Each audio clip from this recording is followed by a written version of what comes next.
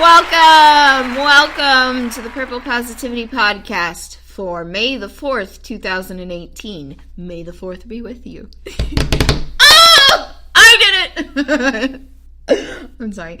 I'm your host, the amazingly adorable and extremely nerdy, apparently, Rebecca Thistle, podcasting to you live-ish from my kitchen/dining room table in my apartment, which I call Jeffrey Thistlework. Yes. Made myself laugh. That's half the battle. Also, today is my friend/coworker/Mexican mommy who feeds me on a regular basis. Rachel. Happy birthday, Rachel!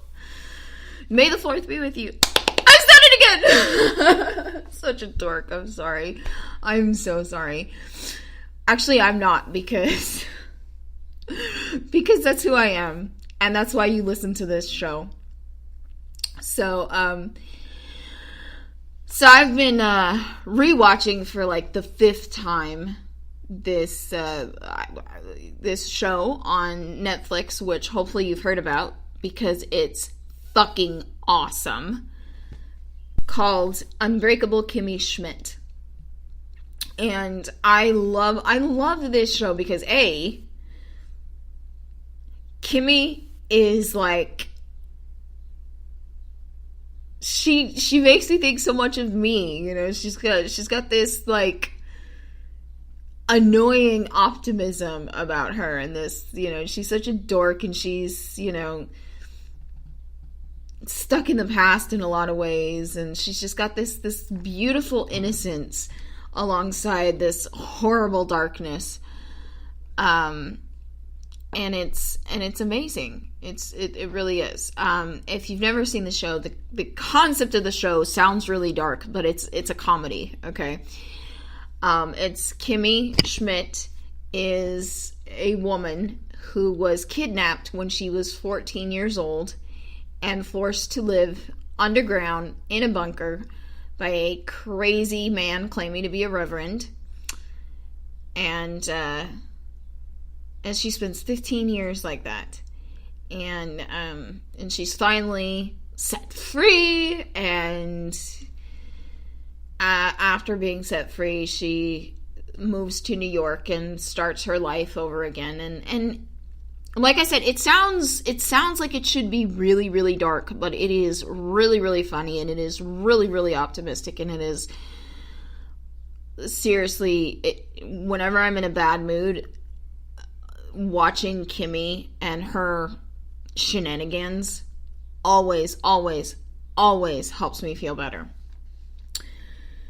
So I've mentioned this on a couple of shows in the past that I want to do a series of shows on Kimmy Schmidt, and like lessons that I have gotten from this, and you know, but I personally have gotten from this, and things that I see in the show. And so lesson number 1 actually comes from the very first episode.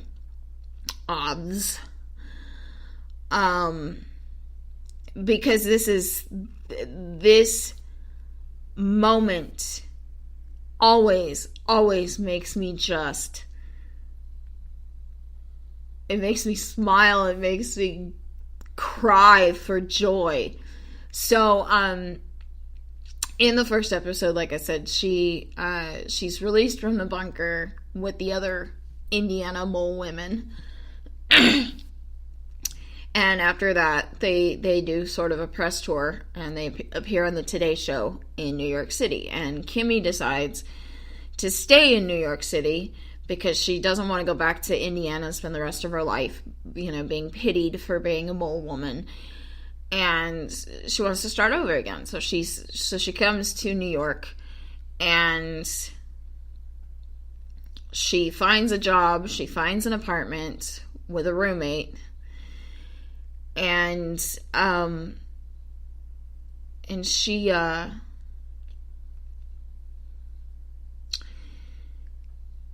makes a couple of mistakes. Like she starts out with $13,000 in cash, and it gets stolen, and it just devastates her. And her roommate Titus, Which, I mean, if you don't watch the show for anything else, watch it for Titus, because, oh my gosh, he's hilarious. I love him. Anyways, the Titus, in a moment of true empathy and in an attempt to be compassionate, because he's also very disillusioned with the world, he says, he hands her what rent money she had given him, and he says, go back. Go get out of here. Don't waste your time. You can't handle this. And Kimmy is about to leave when she has a flashback to the bunker, where in the bunker she confronts the quote-unquote reverend. Says, well, if the whole world was destroyed, why did I find this rat in the air filter? And he says, damn it, Kimmy Schmidt, I will break you. And she looks him right in the eye and she's like, no, you won't. And I just, that always makes me go, yes, that's it. And here's the lesson that I take from that, the Kim-spiration, if you will, is that if you have hope, nobody can break you. As long as you keep hope alive that all this bullshit in your life is just that, bullshit, no one can break you. Only you can break you.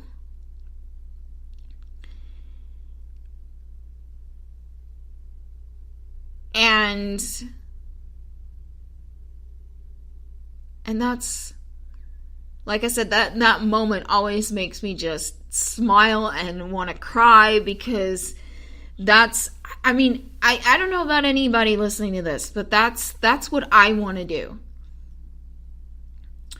Is I want to look life in the face and say, you can't break me. You can't break me. Because I know that this is all bullshit. You know what I mean? I know that these are lies. I know that you're fucking with my head. And I'm going to survive in the meantime, but you're not going to break me. And it's in that moment that she says, no, I'm gonna, I mean, this is not like her monologue or anything, but she basically decides to stay in New York. She hunts down Titus and says, look, we're gonna turn our lives around. And it's gonna be awesome. And that's just so awesome to me. I don't even have the words for it. So, but yeah, Unbreakable Kimmy Schmidt, it's on Netflix. It's amazing. It is, like I said, it seems like it should be really dark, but it's not. It's really lighthearted, it's really sweet, it's really funny. In a silly sort of way, but yeah, you know, and it's outrageous and it's campy and it's, you know, it's a lot of things, but it is really, really good and it's really inspirational. And I don't know if I'm necessarily going to do all these Kim-spiration shows consecutively, but I wanted to start with that one. As long as you keep hope alive, as long as you do that, nothing can break you. Nothing can break you, because hope is like your bullshit detector. You know? Hope is that little voice in your head that when somebody says, no, you can't do something, hope is the one that says, you wait. Or no, hope is the voice in your head that goes, bullshit. bullshit, you know. A friend of mine recently applied to go back to school to get a second bachelor's degree. And she had a fair few people in her life telling her, you know, that's a stupid thing to do. Why would you do that? You can't for this reason, that reason, and the other reason. Well, she just got accepted. And I am so proud of her, and I am so happy for her. But that hope in her head that drove her to apply, that kept her going and surviving in the meantime after she graduated with her first degree, and then before she got this acceptance letter, or actually I think it's an email now. That hope is that bullshit detector in her head that said, when everybody else said, oh no, you should settle for less than what you actually want, that hope was there going, bullshit! So, as long as you keep that hope, nobody can break you. And that's all I have to say about that.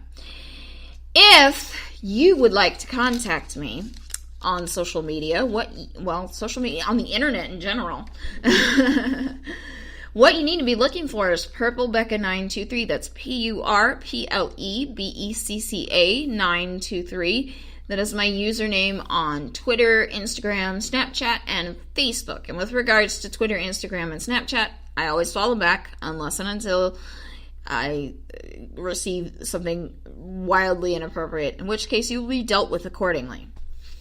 PurpleBecca923 at gmail.com is the email address. And PurpleBecca923.com is the website. I know! Uniformity. It's awesome. So, until next time, remember to go out there and create what you deserve. Believe that you deserve it, because you do.